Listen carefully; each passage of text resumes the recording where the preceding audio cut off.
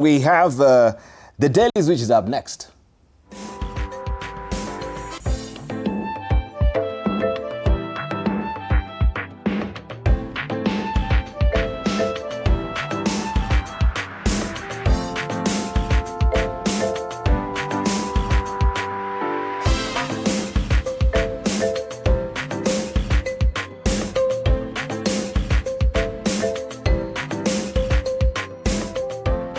All right, just making sure that I'm squaring myself, you see me nicely. And this is what we have today in the Daily Nation. This is the splash today. 50 billion shillings SHA ripoff is what is headlining the front page of the Daily Nation today. And it's all about collateral damage. Audit flags fraudulent dealings as patients and unable to pay medical bills suffer, is what the flagger is reading here on the front page of the Daily Nation this morning. Rogue hospitals claimed doctors conducted open heart surgery on the same patient 4 times in one day. Others reported one mother had delivered 10 babies on different dates within the same year. Hey, same mother. I'm telling you, 10 babies. I wonder, yeah, how many, should I say pouches of womb? Yeah, she was having, right? Yeah. Such fake claims were filed multiple times. In total, 50 billion shillings suspicious payments in 1 year have been exposed by Auditor General Nancy Gadungu following scrutiny of the Social Health Insurance Fund, which is run by the Social Health Authority. You have a story on page 7 of the Daily Nation today. Right, there is this ominous, you know, should I say, cloud bank of corruption, of insincerity, of doubt really hanging on SHA. On SHA. Ever since now they had the launch itself.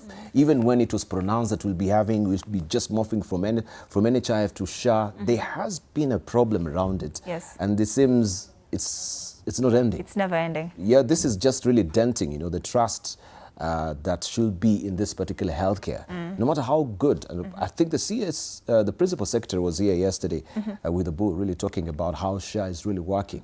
But people were saying, you know, when it comes to the outpatient, that is a different kettle of fish. Yeah. Maybe with the inpatient, people will speak of and hail some success of it. But when you look at on this other flip side of the outpatient, that is a different kettle of fish. I think you're the one who was telling me about the hospital. Where was it? Biwa, in Homa Bay. Homa Bay County. 20 billion shillings. 20 billion paid shillings. to ghost hospitals and ghost patients, you know, claims. Yesterday we were talking about 4 billion shillings.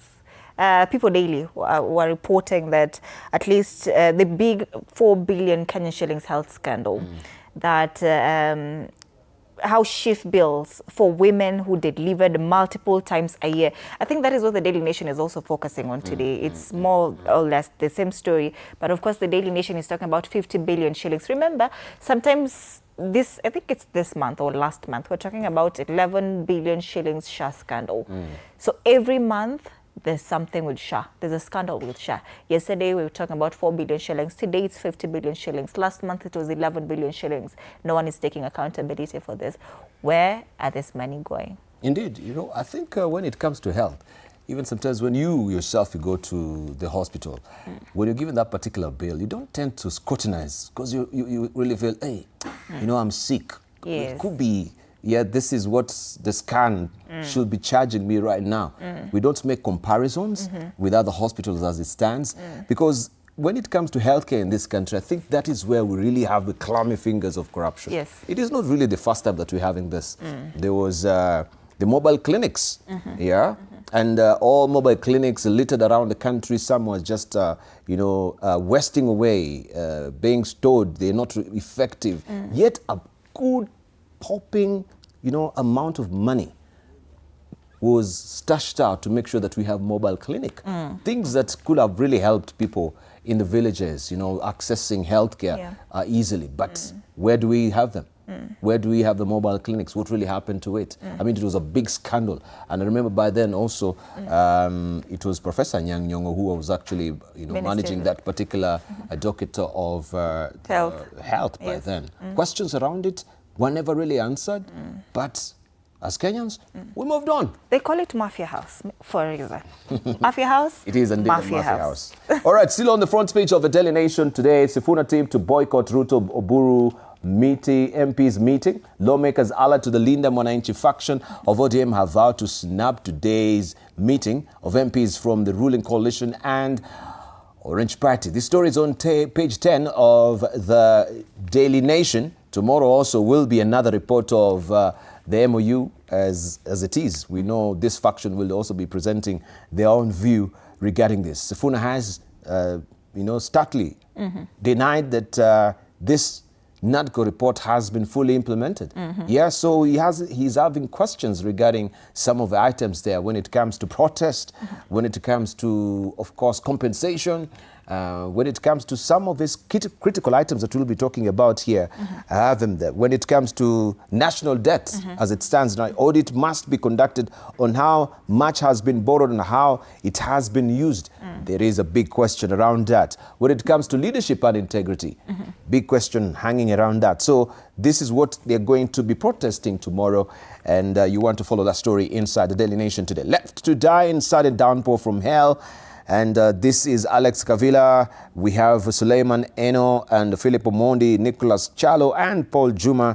This are the victims of the latest, of course, floods that we've been having in the country lately. So you want to pick up the Daily Nation for this riveting stories as well. Remember also, you do have a pull-out magazine. That is the Daily Nation or the Daily Health, DN, Healthy Nation for you inside the Daily Nation today. All right. People Daily, the front page talks about what is currently happening at the KU Referral Hospital. They've maintained the health headlines since yesterday when they're talking about that 4 billion Kenyan shilling SHA scandal. Today, they're talking about shockers. Over 50 children die at KU Referral Hospital. This story is on page 3. They call it deadly neglect. Just to mention what they talk about here on the front page, Auditor General report on deaths, 50 children under 5 years, 11 newborn babies, 7 women during childbirth, and death occurred out of 434 live births during a year under review. This story is on page 3. They say medical facility also records financial deficit for 2 consecutive years, raising concerns about its ability to sustain operations and, of course, meet financial obligations when they fall due. That is KU Referral Hospital. 50 children. 50. It's not a small number. And I think investigations should actually be underway to find out why these children have been dying. So we have in cases you mentioned of children who are under 5. Yes. Yeah. Even children. 50 children under 5 years. There are 11 childbearing, of course, 11 newborn incidences babies that you've been having. Yeah, people being referred to CSS that are really unwarranted, and are really called for because you can actually just deliver the normal way, but you find, because of issues of admission and you want people to stay in the hospital and to charge exorbitant fees that now is actually coming to the 50 billion shillings, then they go that particular route. Is it really warranted? Yeah. We're really taking, our healthcare system and even just the human being for granted. Yes. We should respect just the person that you are, that you're not a commodity to just be ripped off, left, right and center for people to make money. We are handling health very casually in this country. No, I think even this, the parliamentary committee should actually look upon this particular case. 50 children just dying like that is not a normal thing in a hospital. All right. Other quick headlines right here on the front page of the People Daily this morning, page 4 and 10. Raila and Ruto pact to wins, setbacks and the political cost. Of course, this is about the NADCO report that will be presented today, and we'll be looking out for that. And that's the People Daily. Yes, we have the standard, the problem, right? This is, as they say, the problem. The problem. Problem. There is a problem here. Yeah, so it matters where it really comes. The problem or there's a problem. Yes. Yeah, so which one? There's a problem. The problem is there. It is right there on the front page of the There's standard. a problem here, problem. Yeah, as they will say it from and Adidas hood. The problem, okay, the problem, on a serious note, that is what is on the front page of the Standard today. Incompetence as the city's flood death toll nears 30, which is the largest share of more than 50 fatalities nationwide. Urban development experts say Nairobi's recurring disaster is driven less by extreme weather than by failed leadership at City Hall. Governor Johnson Sakaja has sought to distance himself from the crisis, blaming factors beyond the county government's control. But expert points instead to weak planning, poor enforcement of development rules, and corruption brought about by policy dereliction rather than nature. This is on page 6 and 7 of the Standard today, and you can see the problem, how it was there. Here we have the flash floods, cars soaked up in water, 28 confirmed deaths in Nairobi as at Sunday evening, 30 plus people rescued alive. We have homes and structure damaged or destroyed, households displaced, vehicles damaged or swept away, right? So he's saying, wasn't me, wasn't me, right? But the violation of building codes around Nairobi wasn't me, right? Where we have occupation on repairing areas and land, wasn't me, right? Where we have the low density areas now, and we're having skyscrapers really coming up. We have high density areas where it is really, you know, that can really happen, like the Eastlands. But when we're talking about even Karen, wasn't me. So who is to blame? Who is to blame? That's the question, right? You can grab a copy of the Standard. They're also running Nairobi very casually. Because the meteorological department had issued warnings since last year. Because I feel like that would have been enough time to at least address the drainage situation in Nairobi specifically. Just to clear what is there. Yeah, so why was the Green Army coming, you know, after? You know, we had all these pronouncements, warnings. Why would you deploy the Green Army much, much later? We should have been preparing for this. Wasn't me. It wasn't me. All right, that's the Standard for you. What do we have? All right, let's take a look at the Star now. Exposed scandal of civil servants landing top jobs with fake papers. PSC orders agencies to sack culprits by end of March. And interestingly, the PSC report indicates that despite identifying the employees who submitted fictitious papers, most institutions choose to sit on their hands and do nothing. Now, the institutions that decided to look the other way include some of the most prominent and well-regarded public agencies, including KRA, who have 141 officers who have fake certificates and have their jobs in these institutions. They're the Kenya Medical Supplies Authority. Medical Supplies Authority. That is KEMSA. There's a Social Health Authority, the famous SHA. There's the Kenyatta University Teaching and Referral Hospital. You see, this guys was trending for the wrong reasons. All of them are here. So do you tie in with the headline that we have also? I'll have to tie it there. Of the People Daily. Yes. Yeah, could be. Yeah. There's the Moi Teaching and Referral Hospital. There's the Kenya Meat Commission and the Kenya Bureau of Standards. A lot. Kenya Bureau of Standards. Yes. Kenya Bureau of Standards. And the log also cite Bukuru Agricultural College, of course the others here like the Geothermal Development Company, the Kenya Law Reform Commission. A lot is here, and they say of the identified culprits, 210 have been dismissed, 146 referred to prosecution, 70 resigned voluntarily, and 68 are facing disciplinary proceedings. Remember, there's also pension. So they're having these jobs illegally. Yes. They will retire, they will resign, but there's pension. No, but they should be paying back. You know, we've had the courts really coming on this particular beat and saying that amount of salary that you have been receiving, you need to pay back to the organization. But the question will be also, what is the Kenya National Qualifications Authority all about? Right? You know, we're talking about National Qualification Conference that is coming up in the 2026. But what does this authority also do when it comes to making sure that we have infiltration of these fake papers? That is a question that we need to ask ourselves. We have the National Employment Authority as well.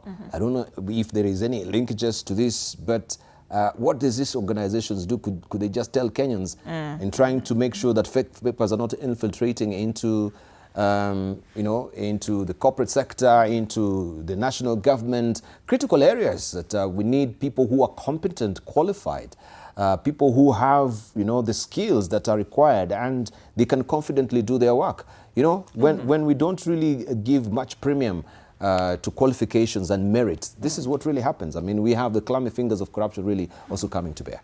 All right, let's take a look at major headlines quickly because now time is not on our side. Taifa leo, Mwanzo wa Talaka. The three people here, there's Sifuna, Linda Mwananchi, there's Linda Ground, and in the middle there's President William Ruto.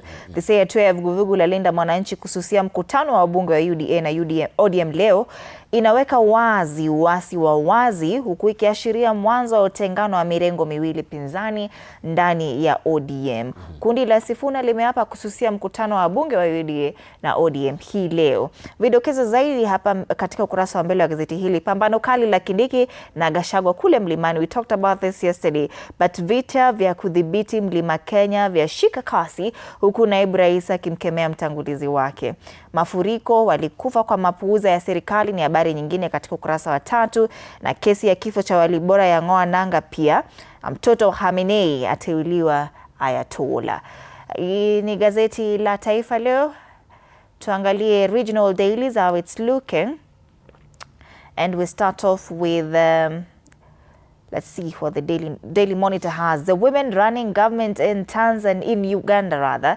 They've been featured right here on the front page na wako wengi kabisa. They say power of a woman. And during the national commemoration of International Women's Day, they were appreciated here by Ugandan government. They say President Museveni, in a speech delivered by Vice President, praised women as better leaders and managers than men. Do you think so? Yeah, that's a Daily Monitor. We cross over now to Tanzania. Gazeti la Mwananchi, they say kilio cha ada bandarini, ada mpya kwa mzigo ya ndani zaanza kutumika, wadau walalamika. TPA yataja sababu ya sisitiza ufanisi kujenga magati mapya 18 kwa miezi 24. TASA yasema mchakato ulikuwa shirikishi.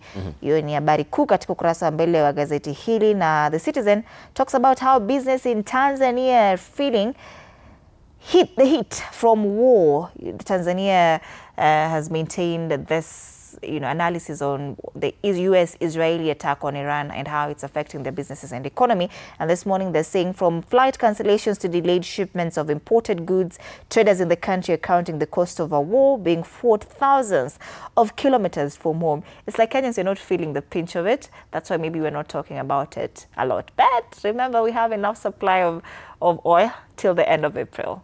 That is the assurance that we got from the Ministry of Energy. Mbona unaangalia ni kama unashuku? War is not ending in April. Yeah, that's the thing. But we have enough oil. That's really an assurance, as we mentioned earlier. Well, let's take a look at the caricatures this morning. Tuone cartoonists wanasema vipi.